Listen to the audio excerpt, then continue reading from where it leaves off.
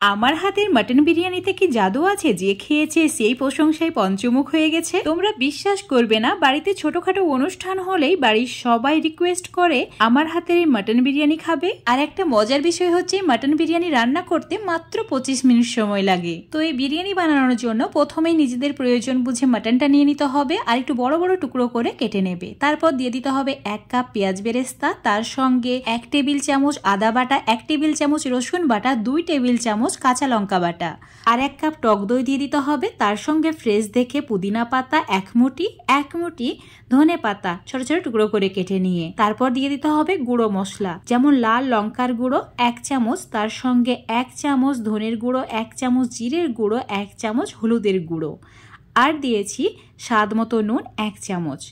এখানে দিয়ে দিতে হবে সামান্য পরিমাণে গরম মশলার গুঁড়ো আর দিয়ে দিতে হবে বিরিয়ানি মশলা 1 চামচ। আর যে পেঁয়াজ বেরেস্তা করা তেলটা রয়ে গেছে সেখান থেকে 1/2 কাপ মতো তেল অ্যাড করেছি। এখন সমস্ত কিছু ভালো করে একটু সময় নিয়ে মাখিয়ে নিতে হবে।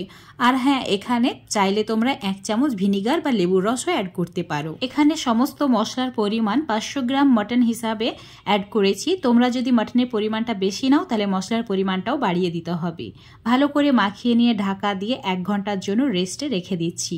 আর এদিকে চালটা ভিজিয়ে রেখেছিলাম ওই 25 মিনিট মতো। যে কোনো বিরিয়ানির চাল নিলেই হবে, আমি এখানে খোলা চালটা ইউজ করেছি। এখন চুলোর ওপর একটা বড় সাইজের পাত্রে জল গরম করে নিতে হবে। তার মধ্যে বেশ কয়েকটি কাঁচা লঙ্কা, ধনে পাতা, পুদিনা পাতা আর দিয়ে দিতে হবে বিরিয়ানি যে প্যাকেটের মশলা পাওয়া যায় গোটা সেটা। আর এর সঙ্গে তেজপাতাও দিয়ে দিয়েছি। এখন 1.5 চামচ মতো নুন অ্যাড করে দিচ্ছি। তার সঙ্গে 2 চামচ সাদা তেল দিয়ে দিতে হবে আর ভিজিয়ে রাখা চাল জল ঝরিয়ে নিয়ে অ্যাড করতে হবে।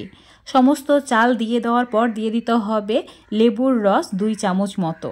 এখানে তোমরা চাইলে 1 চামচ ভিনিগারও অ্যাড করতে পারো লেবুর রসের পরিবর্তে। আর হ্যাঁ, এখানে আমি ওই 500 গ্রাম মতো চাল নিয়েছি। এখন যেটা করতে হবে, চুলোর ফ্লেম একদম হাই করে দিতে হবে, কন্টিনিউ আলতো হাতে এইভাবে নাড়াচাড়া করতে হবে আর 5 মিনিট রান্না করে নিতে হবে। 5 মিনিটের মধ্যে একদম বিরিয়ানির রাইসটা পারফেক্টলি কুক হয়ে যাবে।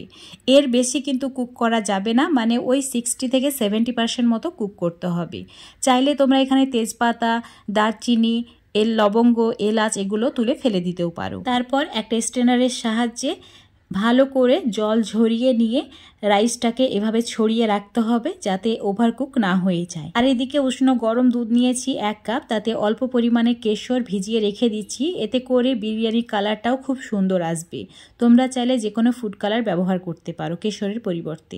আর এদিকে 2 চামচ ঘি নিয়েছি, তাতে 3 চামচ মতো সাদা তেল একদম গরম করে নিয়েছি। এখন এই গরম তেল যেই পাত্রে বিরিয়ানিটা দম দেব সেই পাত্রের মধ্যে অল্প পরিমাণে দিয়ে দিতে হবে। তারপর চারিদিকে ছড়িয়ে দিয়ে ম্যারিনেট করে রাখা মাটনটা ঢেলে দিতে হবে।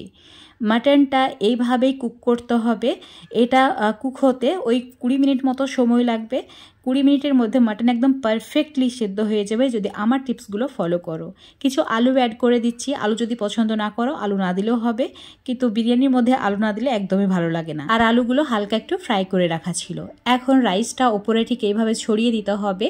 তো আমি যে লঙ্কাগুলো ফেলে দিইনি, লঙ্কাগুলো নিয়েছি। বিরিয়ানির মধ্যে কাঁচা লঙ্কার ফ্লেভারটা আমার খুব ভালো লাগে, তো তোমরা চাইলে তুলে ফেলে দিতেও পারো।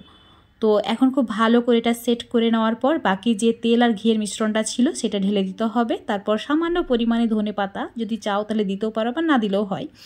আর যে দুধ আর কেশরের মিশ্রণটা বানিয়ে রেখেছিলাম সেটা সম্পূর্ণ এইভাবে ঢেলে দিতে হবে। এতে খুব সুন্দর একটা কালার আসবে। আর উপর থেকে সামান্য পরিমাণে পেঁয়াজ বেরেস্তা ছড়িয়ে দিতে হবে। আর সামান্য পরিমাণে বিরিয়ানির যে আতর সেটা দিয়েছে ওই 1 ফোঁটা মতো। এখন আটা ভালো করে মেখে নিয়ে এইভাবে রোল করে নিয়ে পাত্রের সাইডে লাগিয়ে নিতে হবে খুব ভালো করে।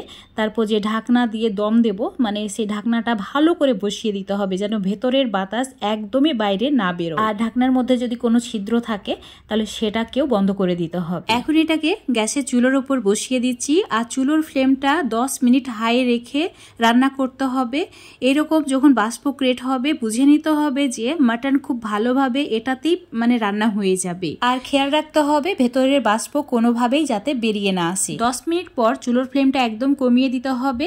লো ফ্লেমে 15 মিনিট তাওয়ার ওপর রেখে রান্না করব। টোটালে 25 মিনিটের মধ্যেই খুব ভালোভাবে বিরিয়ানিটা কুক হয়ে যাবে মাটন সহ। মাটন একদম পারফেক্টলি কুক হবে এভাবে যদি দম দিয়ে রান্না করা হয়। আর এদিকে টক দই খুব ভালো করে ফেটিয়ে নেওয়া হয়ে গেছে।